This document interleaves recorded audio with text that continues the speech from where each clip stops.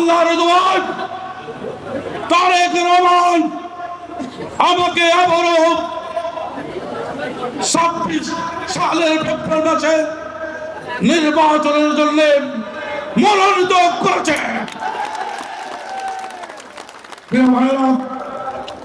আমার ছাত্র জীবন থেকে পর্যন্ত আমি বিএনপির ক্ষমতার সাথে বিরোধী দলের সাথে ওতপ্রোতভাবে জড়িত ছিলাম। কখনো আন্দোলন সংগ্রাম করে বেগম জিয়ার নেতৃত্বে, কখনো তারেক রহমানের নেতৃত্বে পথ চলেছি।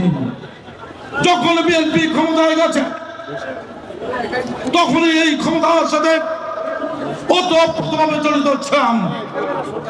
আমি জানি না, আমি এমপি হয়েছিলাম কিছু সময়ের জন্য, কিন্তু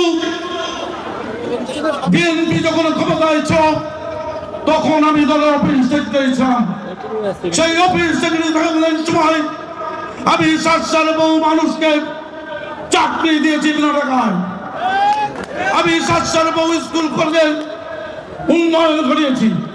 আমি বহু রাস্তা নির্মাণ করেছি।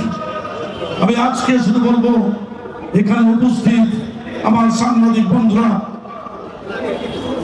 আমার শুভেচ্ছা গ্রহণ করবেন। এখানে উপস্থিত আমার সংগঠন ধর্মের বন্ধুরা আমার শুভেচ্ছা গ্রহণ করবেন। আমি এই এলাকার সন্তান, সাতসার সন্তান। আমি যদি এমপি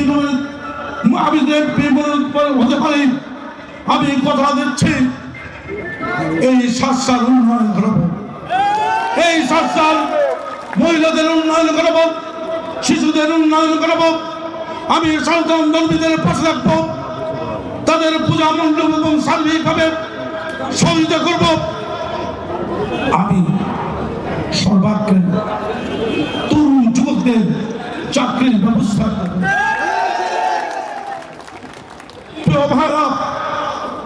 আমি আরেকটি গুরুত্বপূর্ণ হচ্ছে বেনাপোল পোর্ট আমাদের সম্পদ, বাংলাদেশের সর্বোচ্চ ল্যান্ড পোর্ট।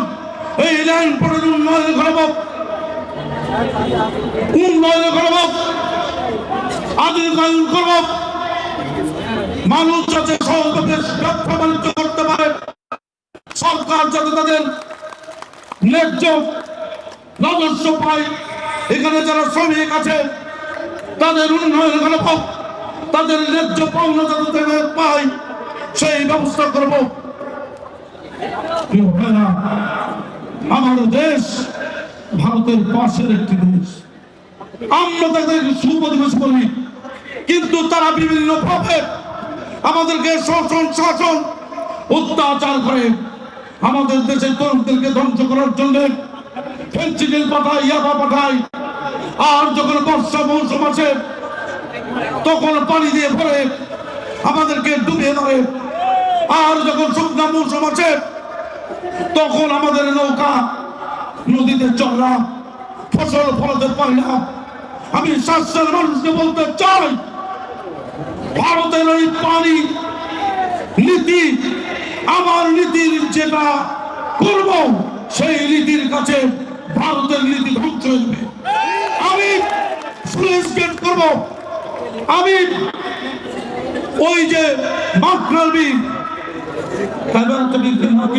গম্বর বিল দিয়ে খাল কেটে সোনাই নদীতে মিশিয়ে দেব। ওখান থেকে পানি বঙ্গোপসাগরে যাবে এবং আমার এই সাতসার জলবদ্ধতা থাকবে না, কৃষকের অভাব থাকবে না, মজুরের অভাব থাকবে না। ভাইরা, আজকে আপনারা যেভাবে সাড়া দিয়েছেন, আমি আপনাদের অনুরোধ করব, আজকে এমন একটা দিন এই আপনাদের সামনে উপস্থিত হয়েছি, যেই খুনি আমাদের খুন করেছে, গুম করেছে, সেই খুনির আজকে ফাঁসি হয়েছে।